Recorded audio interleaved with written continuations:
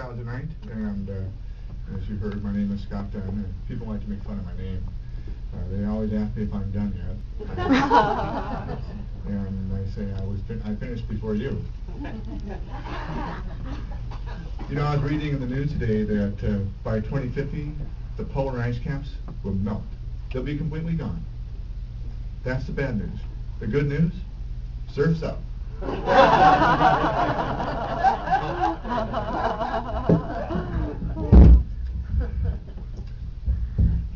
And I'm sure by now you can tell that I'm a player. That's right, I'm suave. I'm hot. Some of you ladies may even be having palpitations. Well, you know, I like to go to parties and schmooze and carry on, of course. And one of the first things that people will notice about me is that it looks like I'm looking over here when I'm really looking over there. This confuses everyone, and they try to accommodate me by moving to the right. So I turn to the right. They move to the right again. I turn to the right again. And the ultimate conclusion was something like this.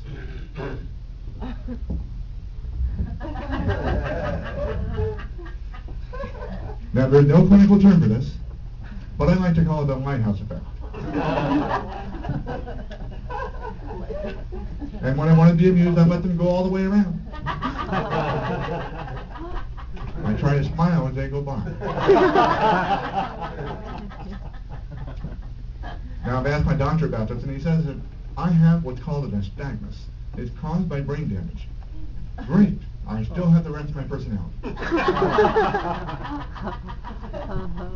Something else you might like to know about me is that I wear a hearing aid, you know, for the tender, delicate moments when I'm courting a fine young woman for marriage.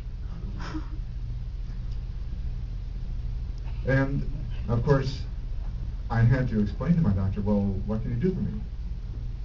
I mean, I'm pretty nervous. And he said, well, you have social anxiety disorder.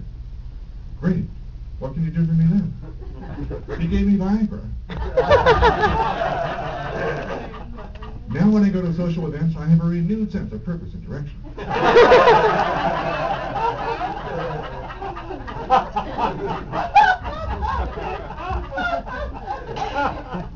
course, I prefer to sit down.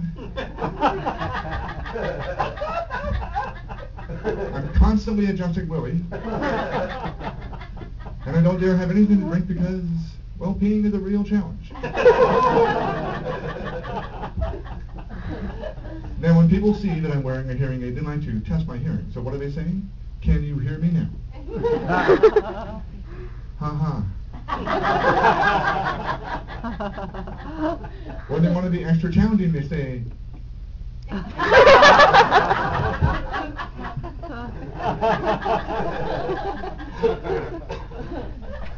a familiar response might be,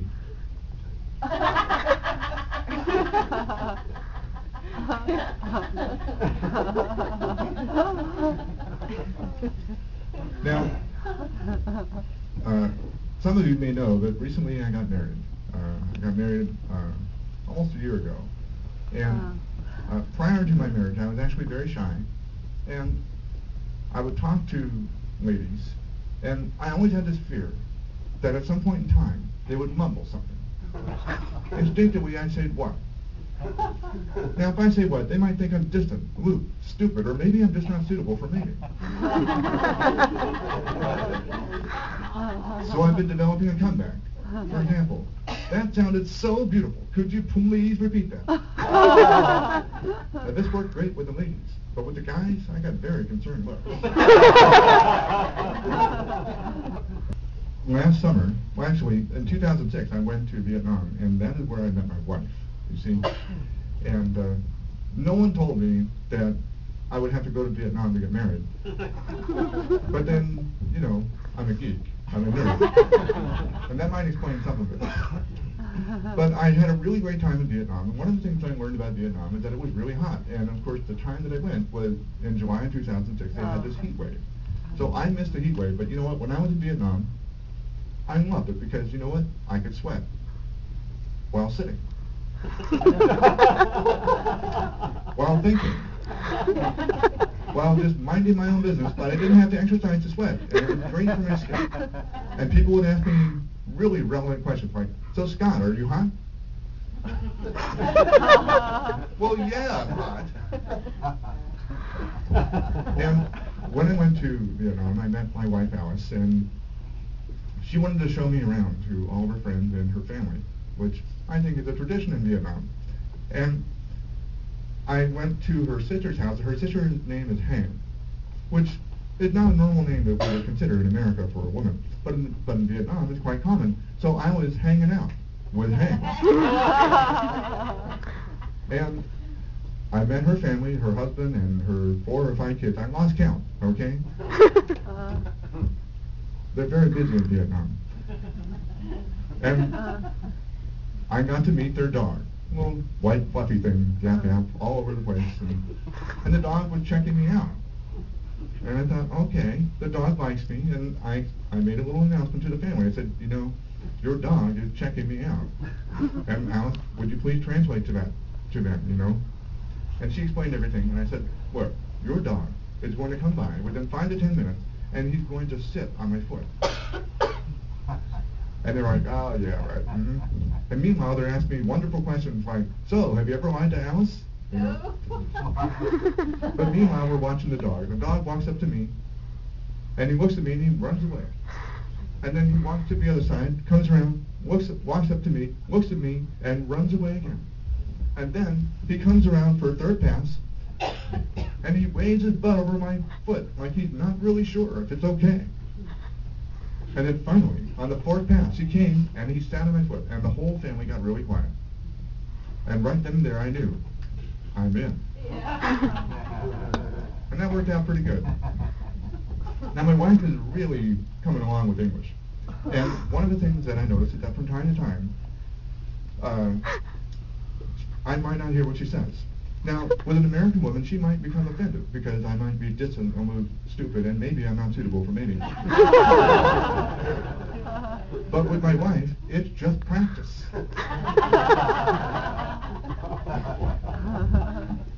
On the other hand, my wife likes to play games, and she has a great sense of humor. And one of the things she'll do is she'll say, what did you say? Like, I'll say, what did you say? And she'll say, what did you say? Why do you say what I say? Why do you say what I say? Is there an echo in the room? Is there an echo in the room? And then I'll say, deoxyribonucleic acid. What? Thank you very much. Been a great friend.